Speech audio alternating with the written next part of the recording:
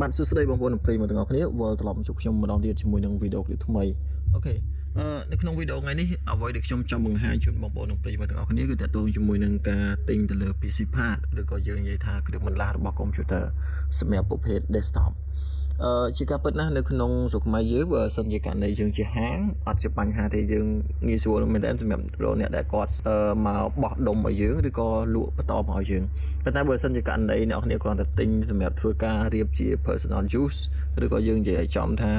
យកមកដំឡើងជាប្រភេទ PC ប្រភេទនេះដំឡើងផ្ទាល់ខ្លួនឬក៏រៀបឲ្យមិត្តភ័ក្តិម្នាក់ពីរនាក់អីចឹងទៅអូខេអាហ្នឹងគឺជាបញ្ហាពិបាកនៅក្នុងការរក PC Pad ឬក៏គ្រឿងបន្លាស់កុំព្យូទ័រនោះយកមករៀបនៅក្នុងឲ្យមិត្តភ័ក្តិឬក៏រៀបសម្រាប់ផ្ទាល់ខ្លួនសម្រាប់នៅក្នុងវីដេអូនេះខ្ញុំគ្រាន់តែចង់ធ្វើការបង្ហាញសម្រាប់ការរៀបឬក៏ជាបទពិសោធន៍របស់ខ្ញុំតែខ្ញុំរៀបជូនខ្លួនឯងក៏ដូចជាការរៀបជូនទៅកាន់មិត្តភ័ក្តិមួយចំនួនដែលគាត់ពឹងឬក៏គាត់ពីខ្លះគាត់អាចទៅថវិកាតិចតួចដើម្បីយើងចំណេញអីចឹងទៅបាទអញ្ចឹងខ្ញុំសូមណែនាំតទៅជាមួយនឹង website មួយចំនួនដែលសម្រាប់យើងធ្វើការនេះបាទនេះwebsite ដែលខ្ញុំពេលខ្លះទៅខ្ញុំទិញពីគាត់ហ្នឹងគឺ website ដែលមានឈ្មោះថា CC Computer បាទនេះនេះអាចមើលបានបាទ CC Computer បាទជាអាចវាយនៅក្នុងអ៊ីនធឺណិត Google ទៅយើងឃើញហើយក៏មាន website របស់គាត់ហ្នឹងនៅលើ Facebook ដែរអ្នកនេះអាចវាយពាក្យ CC Computer នៅលើ Facebook ទៅក៏ចេញមានដែរអញ្ចឹងយើងអាចឆាតទិញតាមរយៈ Messenger បានឬក៏អាចមាន Telegram បានគាត់មានដូចគ្នាហើយសម្រាប់ការទិញប្រភេទនេះគឺយើងអាចរកមើលបានដូចជា CPU បាទអញ្ចឹងយើងគិតថាយើងរៀបក្នុងកម្រិតប៉ុណ្ណាយើងអាចទិញពីកន្លែងហ្នឹងទៅហើយខ្ញុំ recommend ជូនដែរបើសិនជាករណីយើងអាចជ្រើសរើសមើលតម្លៃទាំងទៀតបានគឺយើងជ្រើសទៅប៉ុន្តែបើអត់ទេយើងគួរតែទិញរបស់កន្លែងដែលមានទំនុកចិត្តឬក៏ការជឿជាក់ហើយ website មួយដែលខ្ញុំបន្តទៀតនោះគឺតាក់ទងមួយ website Canotech នេះបាទហាងមួយនេះក៏លក់កុំព្យូទ័រដែរខ្ញុំឃើញលក់ច្រើនមែនតើហើយក៏មានខ្ញុំក៏មានក្រុម Telegram ជាមួយពួកគាត់នៅក្នុងក្រុមនេះដែរគឺគាត់មានលក់ច្រើនតាក់ទងជាមួយ laptop ក៏គឺ promotion ច្រើន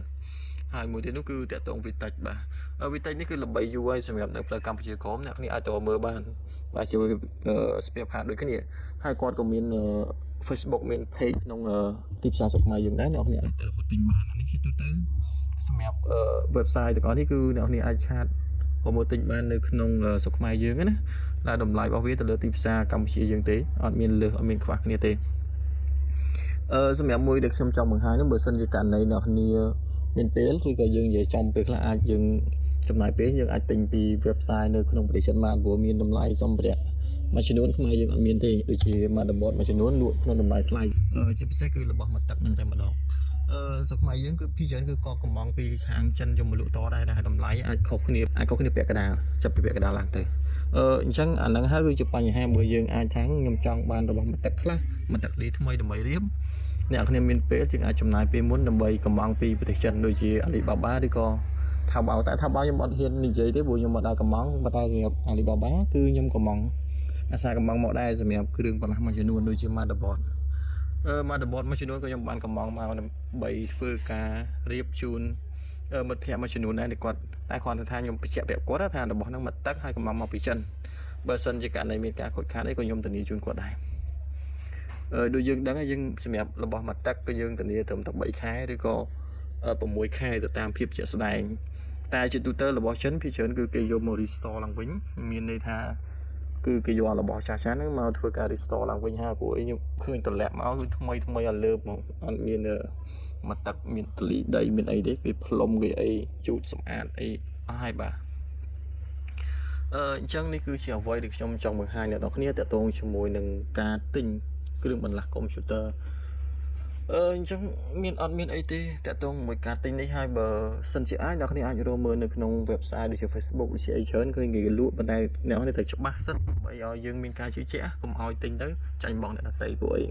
បច្ចុប្បន្ននេះមានអ្នកជន់កលខូចបោកប្រាស់ច្រើនមែនតើនៅក្នុងបណ្ដាញសង្គមអញ្ចឹងអ្វីដែលខ្ញុំអាចធ្វើបានគឺគ្រាន់តែចង់ឲ្យអ្នកនរគ្នាប្រុងប្រយ័ត្នសម្រាប់ការទិញគ្រឿងបន្លាស់ទាំងអស់នោះត្រូវរក website ឬក៏ហាងកុំព្យូទ័រណាមួយដែលយើងមានទំនុកចិត្តដើម្បីធ្វើការទិញហើយការទិញហ្នឹងទៀតសោតក៏ទាមទារឲ្យអ្នកអន្តរពិនិត្យមើលដែរថាការទិញហ្នឹងយកមកដាក់ជាមួយនឹងគ្រឿងបន្លាស់ដទៃដែលយើងមានស្លាច់ហ្នឹងវាត្រូវអត់បាទអញ្ចឹងអរគុណសម្រាប់ការទស្សនាហើយនេះគឺវីដេអូណែនាំរបស់ខ្ញុំទេហើយបងប្អូនក៏អាចចូលទៅក្រុម Telegram មួយចំនួនជាច្រើនមែនតើអាច search ទៅនៅ Telegram ពីច្រើនគឺមានគឺ ពីច្រើនគឺមានគេ add យើងទៅគ្រប់ផ្សេងៗឬក៏គ្រប់តន្ត្រីទៀតអ្នកនេះព្យាយាមចូលទៅបើសិនអ្នកនេះចង់រៀនតទៅជាមួយនឹងវិស័យខាង Grip Computer នេះគួរព្យាយាមចូលឲ្យបានច្រើនដើម្បីយើងស្គាល់ព័ត៌មានស្គាល់ពីតម្លៃស្គាល់ពីទីផ្សារបច្ចុប្បន្នបាទអរគុណមែនទែនសម្រាប់ការទស្សនាវីដេអូនេះយើងជួបគ្នាជាមួយនៅវីដេអូលើកក្រោយបន្តទៀតបាទ